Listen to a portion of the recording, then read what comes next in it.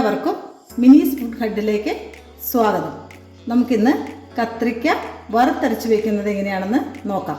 അതിന് വേണ്ട സാധനങ്ങൾ: കത്രിക്ക 1/2 കിലോ, ഒരു തേങ്ങ ചിരവിയത്, 4 വറ്റൽ മുളക്, ഒരു നെല്ലിക്ക വലുപ്പത്തിൽ വാളംപുളി, ഒരു 1/4 സ്പൂൺ മഞ്ഞൾപ്പൊടി, 1 ടീസ്പൂൺ കാശ്മീരി മുളക് പൊടി, 1 ടേബിൾ സ്പൂൺ മല്ലിപ്പൊടി. നമുക്ക് തേങ്ങ നന്നായിട്ട് വറുത്തെടുക്കാം.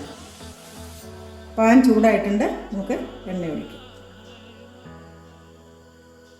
എണ്ണ ചൂടായിട്ടുണ്ട്, നമുക്ക് ഈ തേങ്ങ ഇതിലേക്കിട്ട് വറുത്തെടുക്കാം.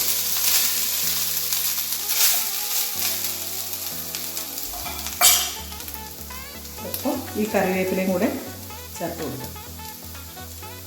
നന്നായിട്ട് വറുത്തെടുക്കാം. പാൻ ചൂടായിട്ടുണ്ട്, അതിലേക്ക് അല്പം എണ്ണ ഒഴിച്ചു കൊടുക്കും. ചൂടായിട്ടുണ്ട്, നമുക്കിതിലേക്ക് ഒരു 1/4 സ്പൂൺ ഉലുവ ചേർത്ത് കൊടുക്കാം.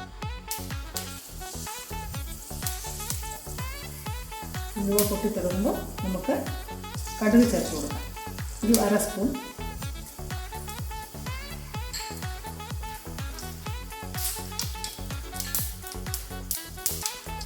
വറ്റൽമുളക് ഇട്ടു. കറിവേപ്പില,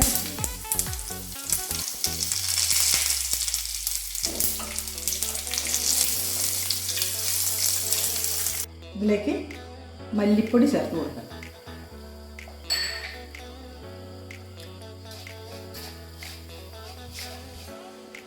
ഒരു 1/4 സ്പൂൺ കായം പൊടി കൂടി ചേർത്ത് കൊടുക്കാം കേട്ടോ. ഞാനിത് നേരത്തെ വിട്ടുപോയായിരുന്നു. ഒരു 1/4 സ്പൂൺ മാത്രം മതി. നന്നായിട്ട് ഈ മസാലയുടെ പച്ചമണമൊക്കെ മാറുന്ന വരെ നന്നായിട്ട് ഇളക്കി കൊടുക്കാം. ഇനി നമുക്ക് ഈ വഴുതനങ്ങ ഇതിലേക്ക് ചേർത്ത് കൊടുക്കാം. ഞാനിത് കട്ട് ചെയ്തിട്ടില്ല, ഇങ്ങനെ 4ആയി പിളർന്നിട്ടേ ഉള്ളൂ കേട്ടോ, പീസാക്കിയിട്ടില്ല. നമുക്കിത് ഇതിലേക്ക് ചേർത്ത് കൊടുക്കാം. ഇതിലേക്ക് ആവശ്യമായ ഉപ്പ് ചേർത്ത് കൊടുത്ത് നമുക്കൊരു 5 മിനിറ്റ് ലോ ഫ്ലെയിമിൽ മൂടി വെച്ച് വേവിച്ചെടുക്കാം.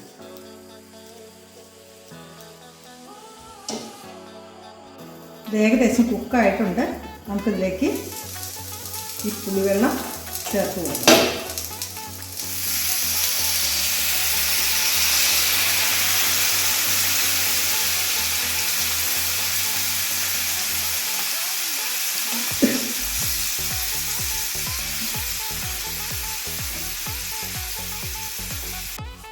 തേങ്ങ നന്നായിട്ട് പാകമായിട്ടുണ്ട്. നമുക്കിത് മിക്സിയിൽ നന്നായിട്ട് അരച്ചെടുക്കാം. നമ്മുടെ ഈ കറി ഇവിടെ പാകമായിട്ടുണ്ട്. കത്രിക്കയൊക്കെ നന്നായിട്ട് ഇതാ വെന്ത് വന്നിട്ടുണ്ട്. നമുക്കിതിലേക്ക് ഈ വറുത്തരച്ച മസാല ഇട്ട് കൊടുക്കാം.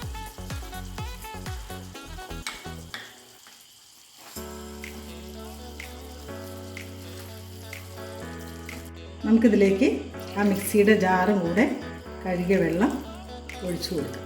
നമ്മുടെ കറി ഇവിടെ എണ്ണയൊക്കെ തെളിഞ്ഞ് നന്നായിട്ട് പാകമായിട്ടുണ്ട്.